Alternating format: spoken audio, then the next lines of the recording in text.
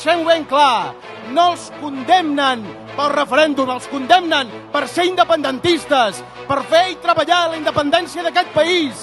I nosaltres no renunciarem, treballarem perquè aquest país sigui un país independent, de justícia, d'igualtat d'oportunitats, on la policia no entri a les escoles a picar la gent que vota, ni empresoni demòcrates, sinó que els defensi perquè som aquí per defensar els drets de tothom.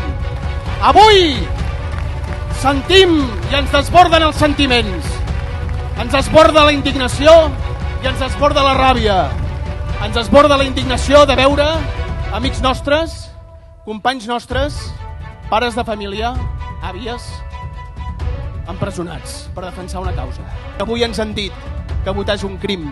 Doncs si votar és un crim, tornarem a fer aquest crim tantes vegades com faci falta.